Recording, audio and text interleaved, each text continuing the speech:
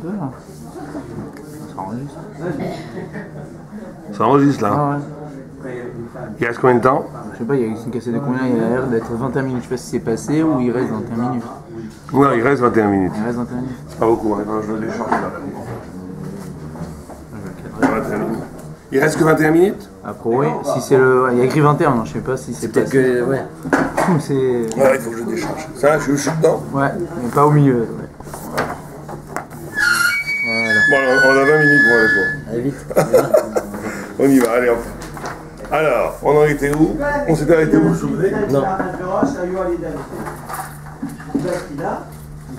On n'avait pas fini quelque chose, mais non. Oh, on a fini. On a la lumière, la lumière. Hein? Oh, la lumière. Ah oui, oui. Est-ce que la lumière amène la Torah amène la lumière? C'était ça la question. Donc, ouais, c'était ça. Je crois qu'on avait fini. Non, on avait fait ça aussi que plus tard, les fêtes vont être annulées sur Purim. Pourquoi? Voilà. Exact, c'était Purim, on a passé.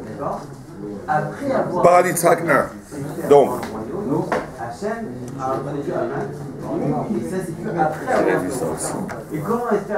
Megillah Tzricha Sirtut. Une Megillah, pour qu'elle soit cachère, a besoin d'avoir des lignes creusées sous les psukim, comme un Sefer Torah.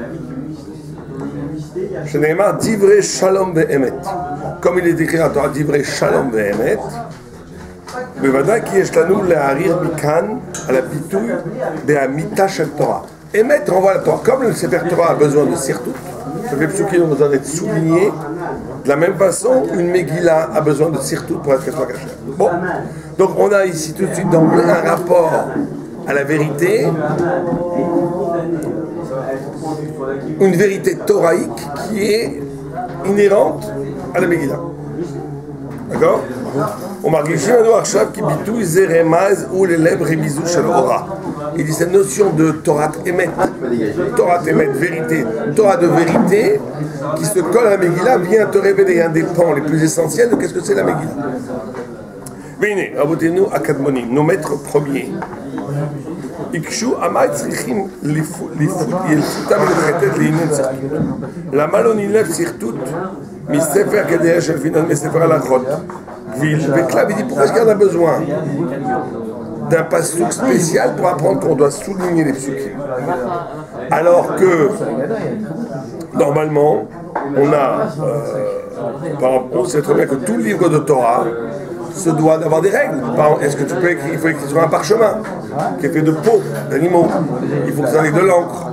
Il y a plein d'halachot qu'on apprend comme Mistama, comme c'est dans le Tana, qu'on les lit en public.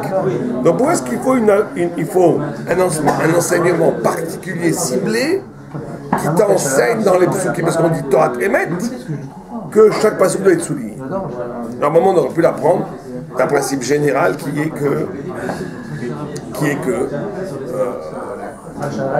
que comme la Megillah fait partie du Tana et qu'elle est lue en public, elle doit être présentée comme tout le livre de Torah. Bon. Vetirzu betosfot, Tosfot a posé la question. Sham Sefer, lo yalim rak dine klaf. Velu sirtut shayahu leotiot shel haklaf. Tosfot te dit un yesod, il te dit que le mot Sefer, il t'apprend simplement qu'il faut que ça soit un parchemin. Mais il ne t'apprend pas le sirtout. Pourquoi est-ce que le sirtout que tu mets sous les lettres, ça n'est pas par rapport au livre, c'est par rapport aux lettres. C'est une loi par rapport aux lettres, pas par rapport au livre. En fait, c'est pour les aligner, en fait. C'est pour leur donner une importance. Et ça va beaucoup plus loin, ce que ça veut dire. La ligne, c'est la ligne horizontale du monde. C'est les lettres au-dessus du monde. C'est une notion d'être au-dessus de l'horizon. Au-dessus de l'horizon. C'est une textualité qui n'est pas, justement, qui échappe à l'emprise du monde. Quand on va échapper du livre, de la matière. C'est pour ça que un Torah, c'est sirtout. Il n'y a pas de Torah sans sirtout. Mais ce qui est important, c'est que le sirtout, il est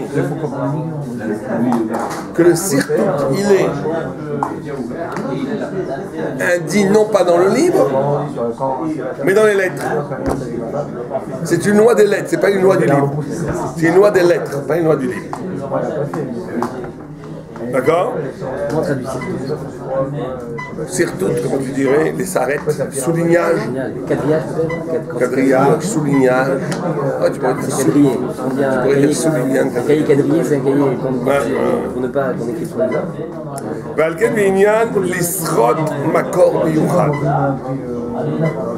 C'est ça qu'on est. Alors, pour cette loi qui est particulière aux lettres et non pas aux livres, on avait besoin d'une loi singulière. Venaf kalan ze mi me emet. On apprend ça de emet. La vérité qui est Aleph même tav, Aleph début même milieu tav fin. La vérité se doit d'avoir ce soulignage. שהוא מתפרש במוכן כאמיתה של תורה, והלא ידוע הוא, ובאמת הוא ההפוך הכוזב. La vérité, c'est le contraire du mensonge. ומכיוון שפרשו של כזב הוא דבר הנפסק, כמו שכתוב רש"י, על הפסוק, וישב והיה בכוזב. ממילא המושג אמת הוא נהיה בעיקרו של דבר המתקיים לעד בלי הפסק. וכן, alors il te dit comme ça, il y a un truc intéressant. Le mustaq omet, c'est quelque chose qui n'a pas de fin, qui n'a pas de bout. Le soulignage ici symboliserait la ligne de l'infini, la ligne de Mori qui ne s'arrête jamais. Le bli efsek. C'est marrant. C'est que cette ligne qui est sous les lettres te renvoie à un mouvement sans fin, qui ne s'arrête jamais. Donc il faut inventer une littéralité, il faut inventer une textualité dont les mots eux-mêmes sont construits vers un avenir qui n'a pas de fin. Voilà une définition peut-être même des mots de la Torah. Un texte dont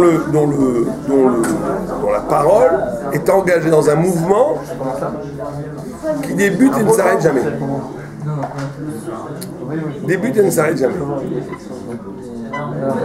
וכן הוא בגמרא, on va dans la Gemara, de Behemet, et nous trilatan, be'emsatan, be'sofam, של alpha beta. C'est pour ça que Emet, c'est Aleph, même Tav, qui présente cette totalité. Aleph, c'est la première lettre de l'alphabet, même c'est exactement au milieu.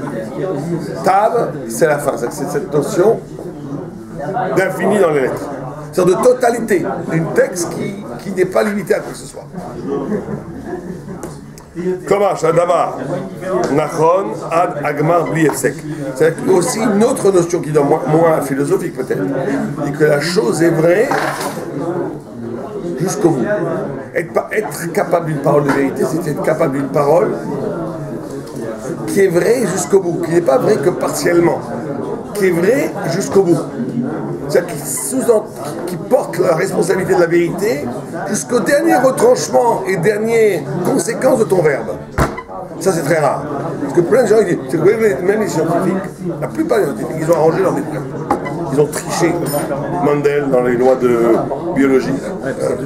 Il y a toujours un truc qu'ils ne connaissent pas, on camoufle, on cache. Pour plus tard, ça soit. Voilà, on cache, on dit. C'est impuissant, quoi, ça. Ouais. Mais c'est très rare d'avoir une pensée qui est vraie jusqu'au bout. Très, non, il y a la Torah, mais je t'en que la Torah. Que la Torah. La Torah peut dire ça. Une pensée qui est vraie jusqu'au bout. Qui n'est pas vraie à 99%, qui s'accommode un petit mensonge à droite à gauche. Une vérité qui jusqu'au bout se dit vraie. C'est la différence avec la science. Peut-être. Ah oui, ouais, bonne définition, je trouve. La science, par définition, elle n'est pas ça. Elle n'est pas ça, comme disait Michel Stein. C'est un bon argument. Comment ça va? Tu vas étudier un petit peu, assieds-toi. Je l'ai attrapé. Ah, il a réagi tout de suite. Non, je dois y aller. Tu comprends le problème?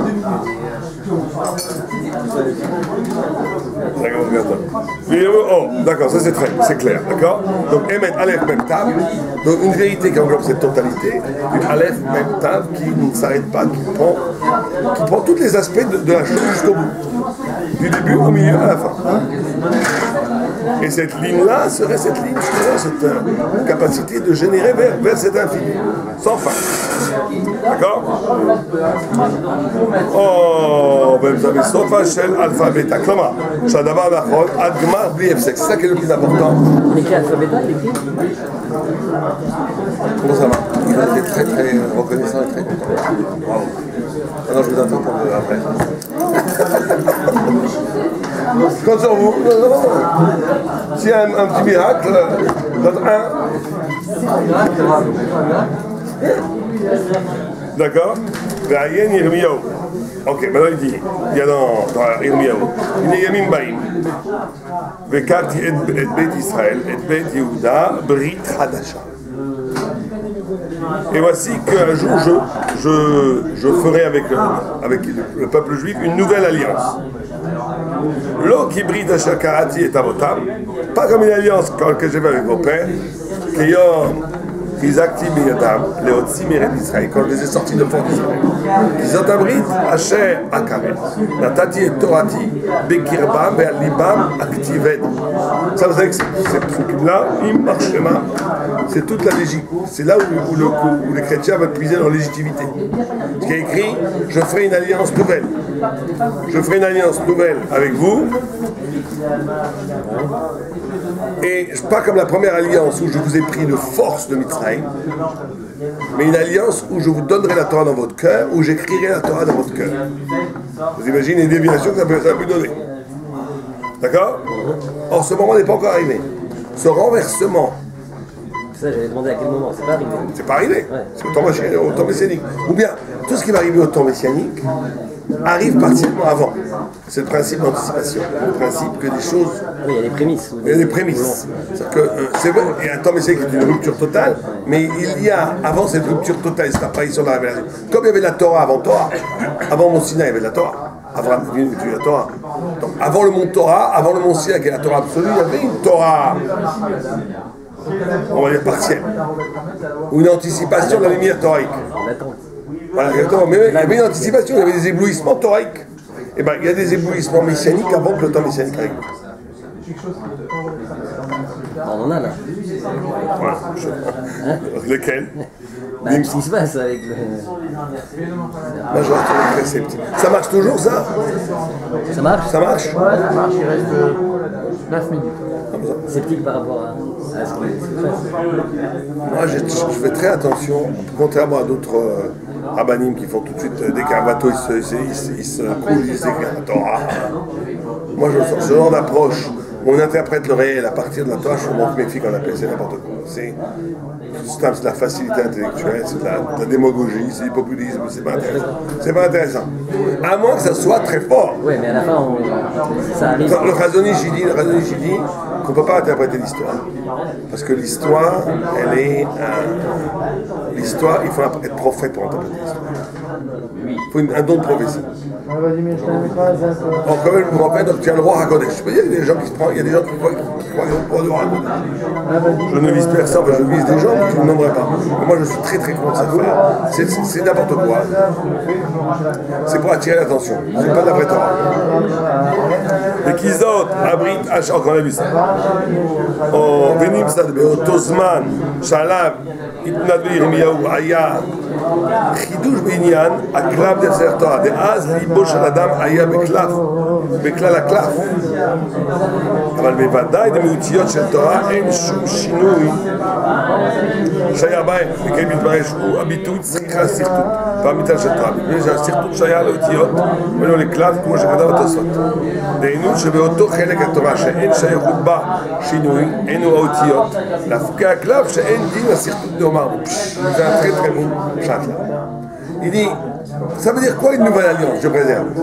Ce qu'a dit Dieu une fois et toujours est éternel. Il dit, il y a deux choses à Torah. Il y a le klaf et les otiyot. Le klaf, ça veut dire le support. Les otiyot, ça veut dire les lettres. Il dit, Dieu préserve dans les lettres de la Torah, rien ne peut changer, parce que les lettres de la Torah, c'est la vérité absolue, Aleph, Emet.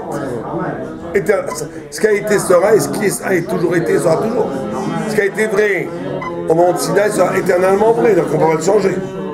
Ce qui va changer, ce qui a déjà changé, ce qui va changer, entre les premières tables et les deuxièmes tables de la loi, c'est le claf, c'est ce qui reçoit cette parole. Là, il y a des changements qui peuvent apparaître. Par exemple, avant la brisure des tables de la loi, les premières tables de la loi étaient un reçu de Torah, où le claf lui-même avait une dimension d'infini. C'est pour ça qu'on n'oublie pas, attends, il était immortel, etc. Après la faute du votant, le claf est devenu quelque chose de proportionnel. Si tu es tzaddik, tu reçois plus de Torah. Si tu es rachat, tu reçois plus de Torah. Si tu es intelligent, tu reçois beaucoup. Ça veut dire que les lettres, elles sont toujours là, mais l'aspiration, comment toi tu vas accéder à cette parole, elle va être complètement relative. Ça va changer. C'est qu'il va y avoir ça va changer. L'alliance nouvelle va être dans, Dieu va donner un cœur de profondeur conceptuelle et de spiritualité qui va nous permettre de comprendre des choses qu'on ne peut pas comprendre aujourd'hui. Or, quand on dit qu'à Purim, on met un sirtout, c'est pour te dire que Purim ne fait pas partie du claf, il fait partie des lettres. Donc maintenant, il faudra presque, c'est pas être scientifique, c'est qu'il y a des parties de Torah qui font partie du claf, qui sont très importantes, qui sont quand même pas essentielles pour changer. Et il y a des parties de Torah qui font partie des lettres, qui sont immortelles, qui sont l'essence même de la Torah. Alors, il faut toujours se demander, cette Torah-là, c'est du claf ou des lettres? C'est du claf ou des lettres? Pour les minagim et tout, c'est sûr que c'est du claf. Ça peut changer un minag demain.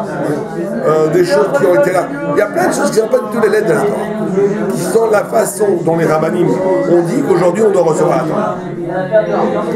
C'est le claf, c'est le reçu. Mais ce reçu, c'est ce petit de changer. Puisque c'est juste la meilleure façon, dans un moment historique donné, de comprendre, d'accéder à la lumière des lettres. Ça peut changer. Parce que demain, il y aura peut-être une autre façon d'accéder à la lumière des lettres qui est plus forte. C'est le réceptacle. Le réceptacle, c'est le claf. Ça peut changer. Par contre, les lettres, elles ne peuvent jamais changer. Les lettres, elles restent éternellement les mêmes, elles ne changent pas. D'accord? Et donc, c'est là qu'il te dit, les lèvres mikan, qui bécha, chez Gam Libo, chez la dame, aya clap les divrei Torah, Gam Az irtevu otiyot shel Megilazé à la clap shel lèvres. Et donc, il y aura un moment donné où les lettres de la Torah vont être écrites sur le cœur de l'homme. Ça veut dire une façon de faire corps avec la vérité dont tu as pu comprendre l'intimité. La première lettre de la Torah, c'est bête, et la dernière, c'est la même. Israël. Ça fait lèvres. Ça fait lèvres. C'est intéressant. C'est la... C'est compatible, quoi. Vous voulez en faire un deuxième, 10 minutes? J'ai 10 minutes. Alors attends, je vais le... Il reste 4 minutes. Ah ouais, je vais l'arrêter. On a fini, on va faire un deuxième. Je vais le mettre là-dessus.